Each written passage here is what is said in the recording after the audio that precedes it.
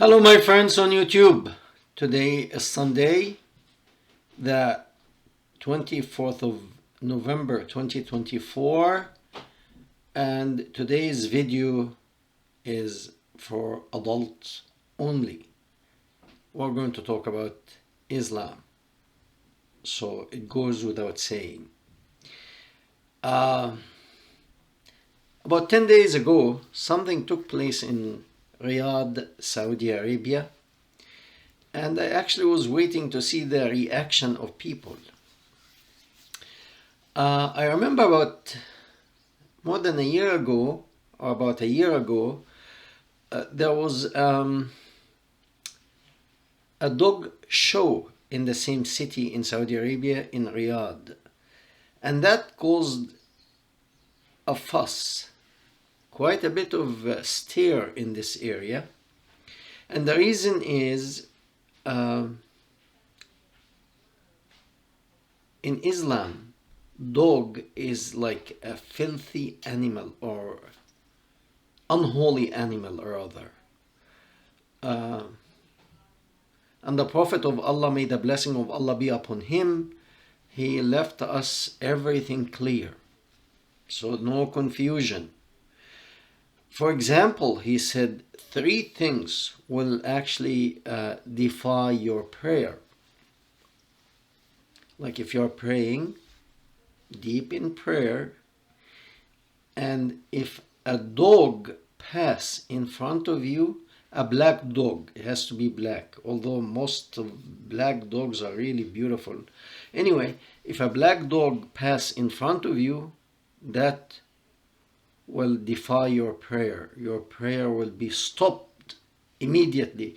The line will be cut off. There's no more transmission to Allah. The donkey, and I don't know what's wrong with donkeys, but anyway, the donkey also will cut the transmission. And women. Any woman pass in front of you while you are praying, she is as bad as the black dog and the donkey. Don't ask me. That is, if you Google it, you will find out. I'm not giving you my own words. I actually struggled a little bit between calling this to the title for this video, whether to call it the House of Allah, which is Kaaba, which is the place that had that dispute about that black building in Mecca, where the Prophet of Allah, may the blessing of Allah be upon him, used to go around there to do his rituals, or to call it similar to the hadith that the Prophet of Allah said, God honor Islam with one of the two Omar. Omar, the one who became later on the second caliphate, and there is another man who was like one of the leaders of Mecca, a very distinguished, respected man. And his word carried weight. If he says to the people, please go this way, they trusted him and they followed his word. And therefore, if this man had joined Islam, in a way, he would be like the leader who will attract everyone to Islam. The other one was a gangster. He had a word, but people listened to him out of fear. He intimidated people. He put fear in their hearts. If they don't obey him, you could be killed. So these 2 people, the Prophet of Allah, may the blessing of Allah be upon him, knew that they carried weight with them. And if one of them, preferably the 2 of them, come to his aid, then he will shoot high quickly. The honorable man declined and he didn't follow, but the other one did. Anyway, So now we have these two people. One of them accepted, the other one rejected. Anyway, the one who accepted was Umar, the one who became caliphate. And before the coming of Islam, that black building that you see, that many Muslim people, they go in a certain time of the year, they perform something called Hajj. Hajj, it means they go around this black building. Nonetheless, this black building existed before the coming of Muhammad, and when Muhammad came, he used to do the same ritual around this black building. In Mecca at this time, there has been Christian, Jews, and many other religions, and those who worship idols. The Christian and the Jews, they worship an invisible God. So they didn't have anything to do with that black building. And around this black building there was 360 other gods, smaller gods. But the black building was the main God. They called it the house of Allah. I don't know why Allah chose that place in particular, as hot as hell. I always wonder why not a place like in near Mexico City, cool, warm enough but not very hot. Why not in the Bahamas? Anyway, there are many places that instead of the dry desert. Anyway, God chose, and there's no air condition or anything back then. Anyway, God chose that place to live there, the house of Allah. And people go to visit the house of Allah, and they used to actually, believe it or not, do their ritual naked. And oftentimes at the end of the night, with all this activity and prayer, and they continue. So I don't know why now many people in Saudi Arabia, not many, no, actually most people now, they are happy that this mental retardation had gone. Many people are so happy that the Crown Prince Mohammed bin Salman had changed Saudi Arabia so dramatically, way different from what it was like 10 years ago. 10 years, that's not a long time. It's coming out of this dark cloud. Anyway, we have in Islam 5 important pillars. To be a Muslim, you have to observe these pillars. So, for example, the first pillar is you testify that there is no God but Allah. And I often stop there and I say, how can you testify if there is one Allah or two, one God or 10 or 20? I mean, I don't know. I didn't see God. And I didn't see if it's only one God or 10. So how can I testify to something I never seen with my eyes? I mean, if you go to testify in court, let's say some problem happened, a murder took place, and you said, I saw with my eyes. So the judge will ask you, what did you see? And you have to explain what you have seen. But those who testify that there is no God but Allah, what did you see? Nothing. And Muhammad is his prophet. Why do you testify that Muhammad is his prophet? Have you seen Muhammad claimed that an angel came to him. Have you seen that angel? You testify that he's a prophet. Why do you testify to that? Because Allah said. So because Allah said, then Muhammad is a prophet. And because Muhammad said there is no God but Allah, then there is no God but Allah. That circular motion, there is no God but Allah, and there is no Allah but Muhammad, whatever. It's really, it's annoying. You get into that circle. Allah said Muhammad is a prophet, and Muhammad said there's only one Allah. Okay. How do you prove that? I can't, but this said that, that's why I believe it, and the other one said that, that's why I believe it. Okay.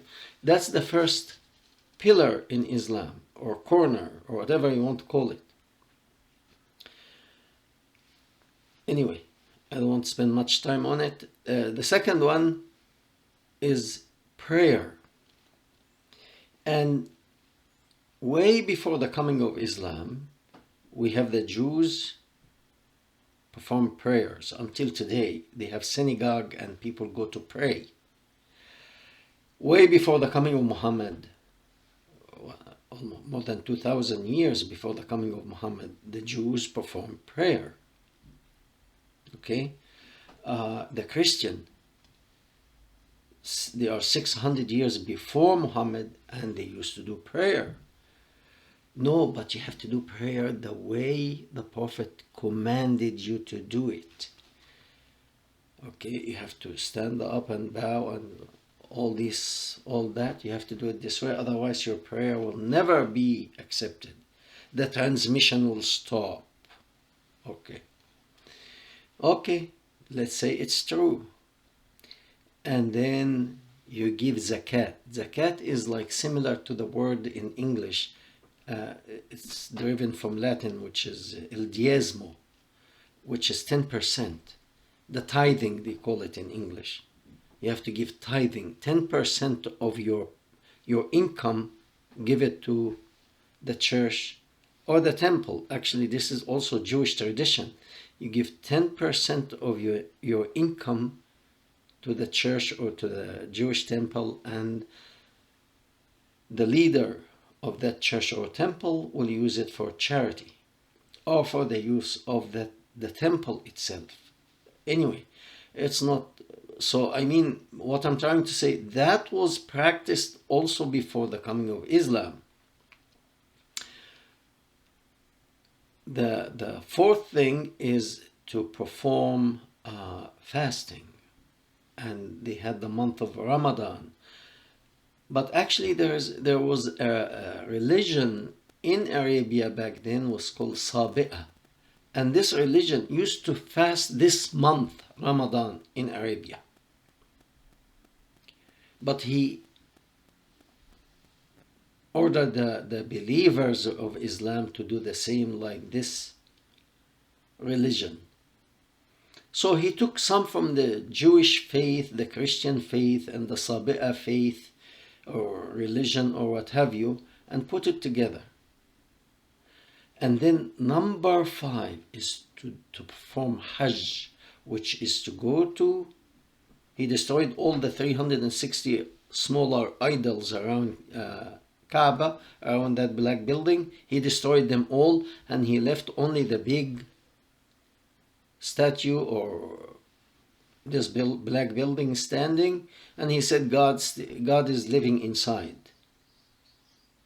Is the house of Allah. Allah's inside this house. So people, Allah's inside this house, so you have to do what the Prophet told you to do. Go around the Allah and his building, his house, Allah's house. Okay. Now, that's the 5th pillar of Islam. To go around this building. Jennifer Lopez, may the blessing of Allah be upon her, and Celine Dion, and another woman, and the guy who, the Lebanese, the man who designed, the designer who designed these beautiful dresses. He's Lebanese origin, and he really did a fantastic job. I like the dresses that he designed, and I like the singing. Especially, I like Celine Dion. I like her voice. I like to listen to her, and I see no problem listening to music, singing. I have no problem with any of that. But to the Prophet of Allah, that was terrible. And the society in Arabia, I guess this is happening in all over the world. There is a division now taking place between the old, or between what happened in the past, and the vision of the future. Even here, I live in America, even here in America, people are sick and tired of the traditional way, and they are looking into a better path, including Mohammed bin Salman. And if you remember, when Trump was in office, before, in his first term, he initiated that the Abraham Accord to bring peace to the region, to bring Jews, Muslim, Arabs, and everyone else together, to learn to live together. Instead of fighting one another, do business with each other, visit each other, go to each other's place. But Iran wanted to continue. I think Mohammed bin Salman, the difference between him and Iran now is he's looking into the future. The past, you cannot continue in the past. You are again going against the wheel of the presence and the future. You cannot. You will be destroyed, self-destroy. Okay? So he wants to go with the flow. If you stand against that flow now, you will be destroyed. Okay? So he knew that Abraham Accord, it may not be everything ideal in it as the Islamic religion dictates, but I believe he is liberated from that old mind. Okay? And he wants to go forward, leave that in the past. And as I predicted, I think when they had that dog show about a year ago or so, I said that building, that black building, pretty soon it will be used as like a tourist site, and they will build restaurants, bars, discotheque, nightclubs around it. Probably they make 360 nightclubs around it, and people go there and drink and enjoy like they used to do before. Because actually, when people did before Islam, they went around that building, there was a lot of sexual activity after they finish. I mean, they used to go around this building before naked. And the Prophet of Allah used to actually do that before he started to become, to proclaim he's a prophet. He used to do the same like them, naked. And imagine after men and women are doing that for a while, what will happen? So, look, I don't encourage that. I believe myself, and I want my children to do the same. A man should marry one woman, and that's it. It doesn't have to be in a church or in a mosque or civil. A man and a woman commit to each other. That's it. That's it. No more. But if a person wants to do these things, don't call it religion. Do it. You want to do that, you are free to do that. You want to go and be with different person every day, it's your business. I don't care. It's not that I don't care, but it's nothing to do with me. I cannot tell you what to do. Okay, so Saudi Arabia, the reaction on the street is 180-degree opposite. There's nothing in the middle now. Similar to America, actually, it's like those who support the Democratic Party and those who support the Conservative Party. There's no hardly any center now, people in the center. Total division between the two. And the same thing in Saudi Arabia. People are either looking forward to pass that old ideology that came 1400 years ago, and it actually did not take them anywhere. If it were not for the oil that they discovered in this region, I think Somalia would be more advanced than Saudi Arabia, than all the Gulf region. But because of the oil, they managed to build a country, they managed to have influence, they managed to bring this influence out of Arabia to other countries. However, when you have somebody like Mohammed bin Salman, I think he studied in America, and he can see there's no future there. That was in the past. Okay?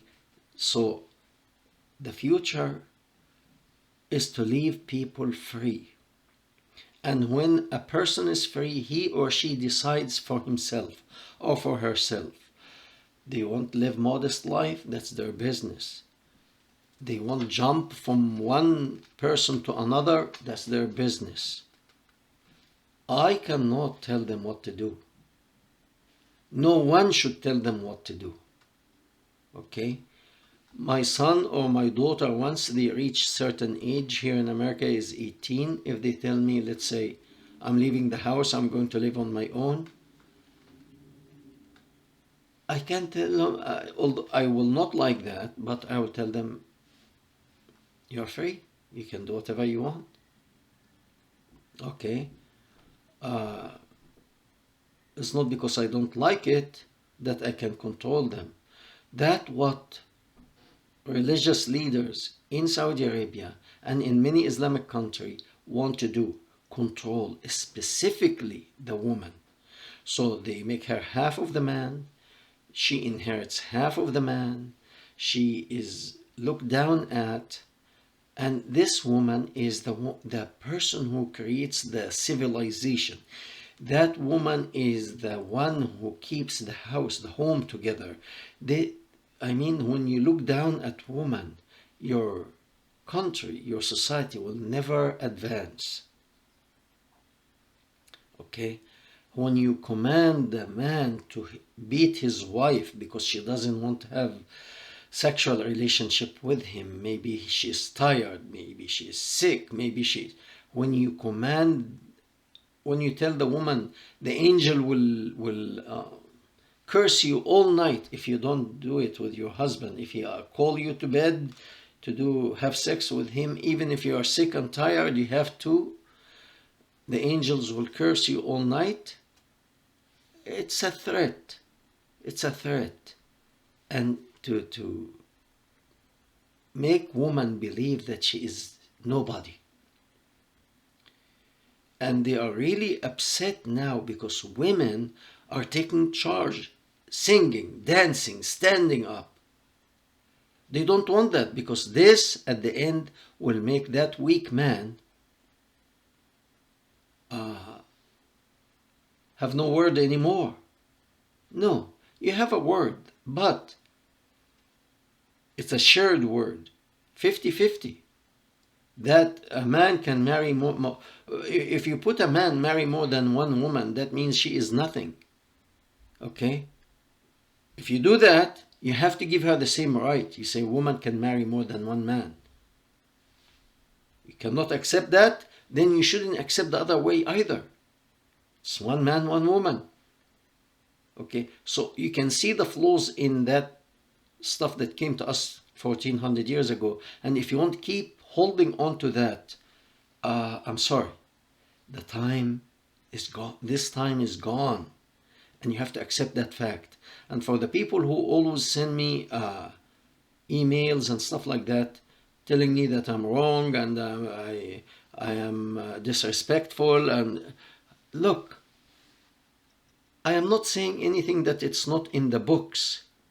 Okay, so before you criticize me, tell me exactly what did I say wrong. Thank you very much, and we hope to hear from you. And this video, they may take it down, I may get stuck, so please share, download it, put it on your social media, subscribe, do whatever you can, like. Thank you very much.